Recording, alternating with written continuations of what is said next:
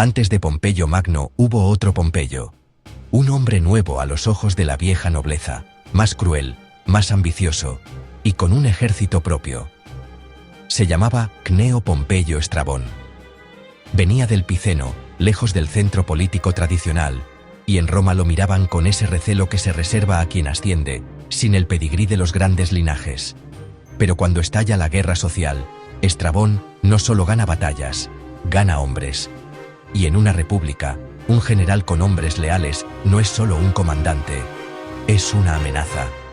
Y lo vas a ver con claridad cuando Roma intente tratarlo como a una pieza más del tablero. Cuando intenten quitarle el ejército. El ejército responderá como nunca debería responder una legión romana. Estrabón nace en una región fuerte, el Piceno, en la costa del Adriático, en el centro de Italia, con clientelas, aliados y peso social real. Y aunque las fuentes no nos regalan una biografía temprana continua, sí dejan claro lo esencial. Llega a la primera línea porque ya está dentro del sistema, avanzando en la carrera pública y acumulando experiencia antes del estallido. En Roma, sin embargo, pesa un prejuicio silencioso, el recelo hacia los provinciales, hacia quien no viene del centro político tradicional.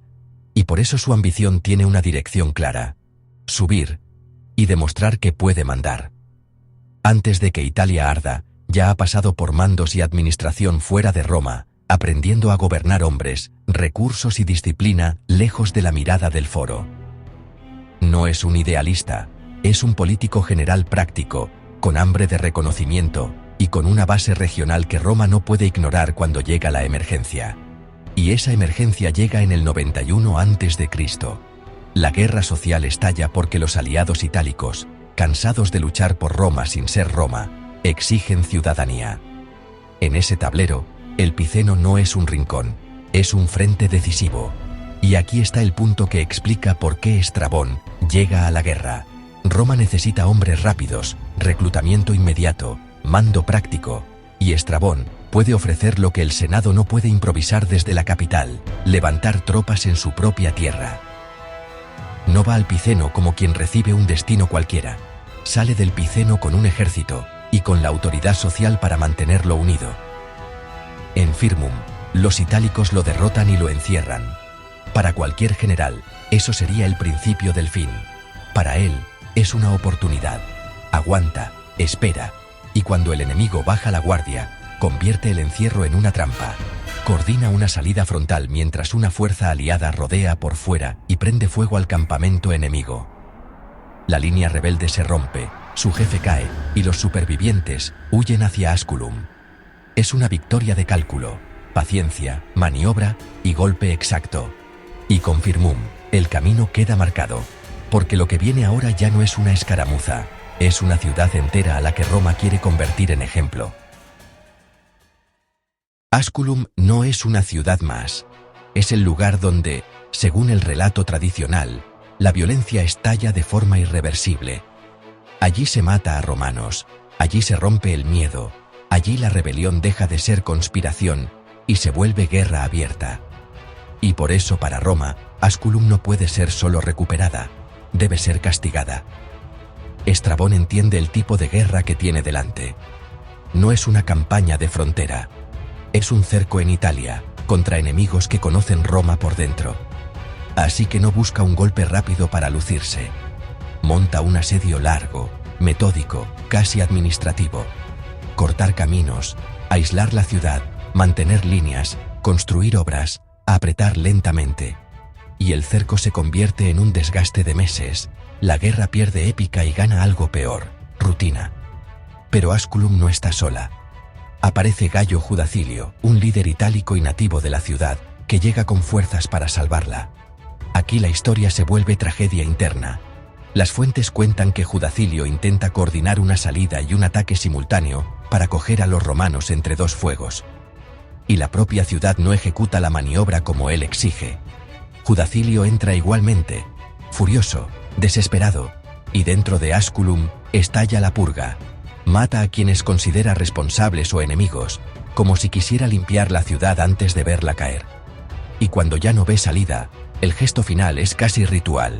Se quita la vida antes de entregarse, incendiándose en un templo según el relato de Apiano. Mientras tanto, fuera de las murallas, el asedio también mata. No solo por la espada, por enfermedad, por insalubridad, por el desgaste de un campamento que vive demasiado tiempo en el mismo lugar. El cerco se alarga, se encalla, y precisamente por eso la tensión crece. Cada día que pasa, Roma invierte más orgullo, más recursos y más rabia en esa ciudad. Y entonces, Asculum intenta su última carta, romper el cerco desde fuera.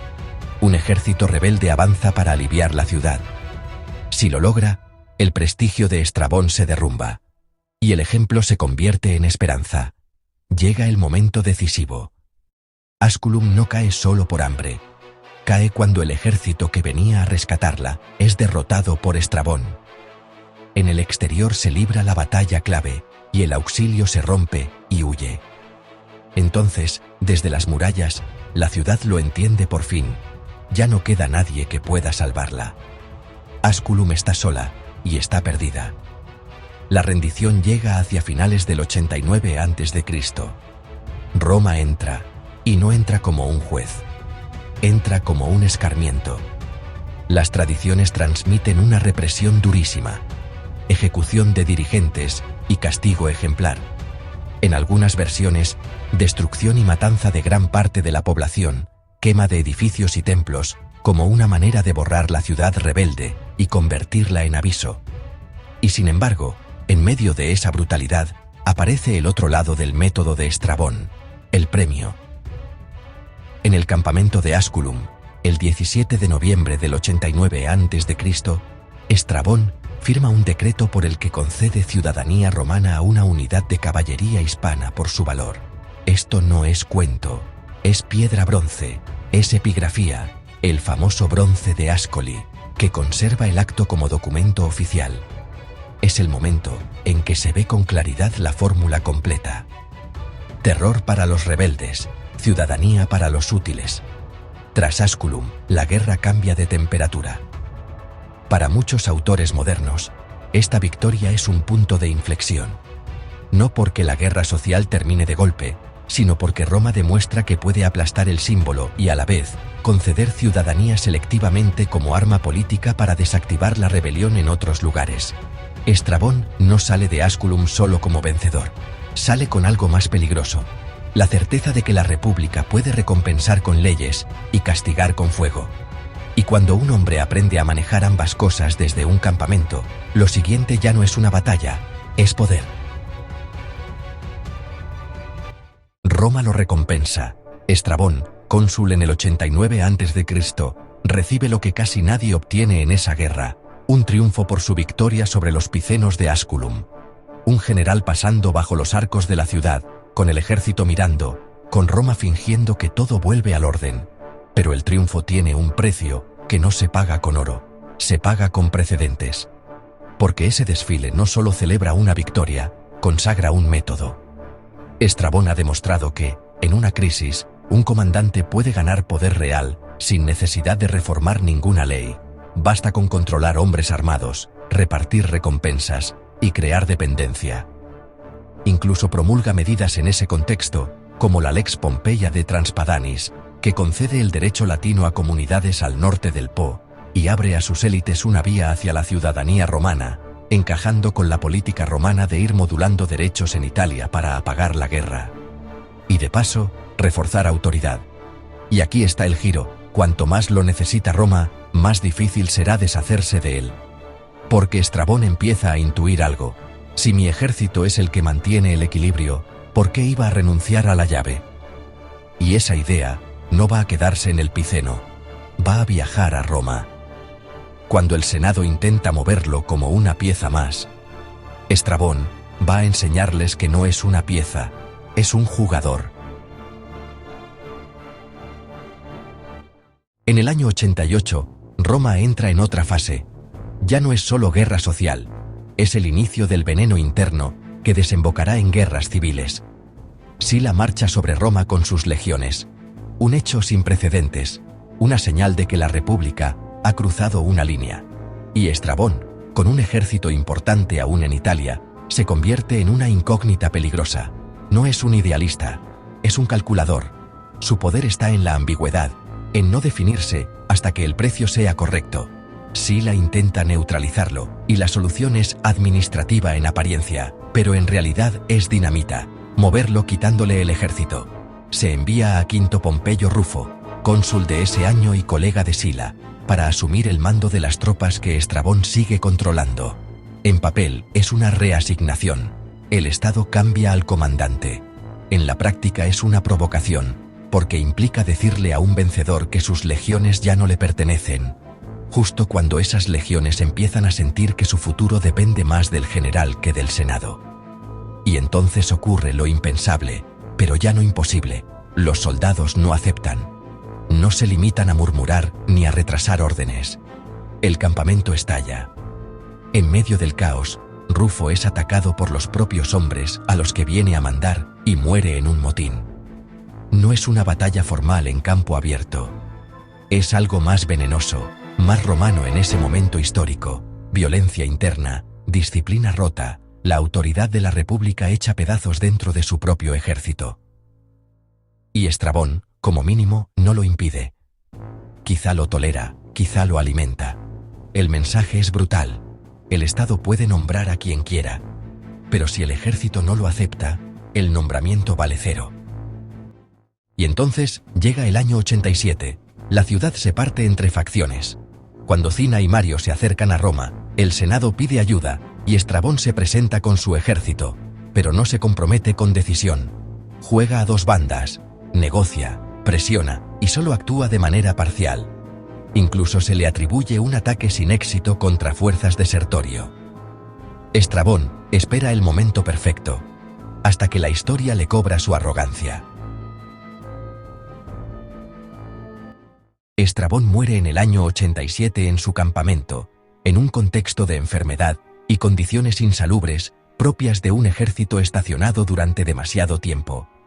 No cae en una gran batalla, no muere en el Senado, no se desploma bajo un golpe de espada. Muere como mueren muchos hombres en guerras largas, consumido por la realidad física del campamento. Pero su final no es solo una anécdota, es un corte abrupto en una trayectoria que iba hacia algo más peligroso. Estrabón muere antes de culminar el salto, antes de convertir esa fuerza militar en un control directo y definitivo sobre la política. Y lo peor es que su desaparición no repara el daño. Al contrario, deja al descubierto que el Estado ya ha perdido una parte de su autoridad. Porque durante esos años, Estrabón ha demostrado, con hechos, no con discursos, que un general puede mantener un ejército unido por lealtad, botín y dependencia, incluso cuando Roma intenta reasignar el mando como si fuese un trámite.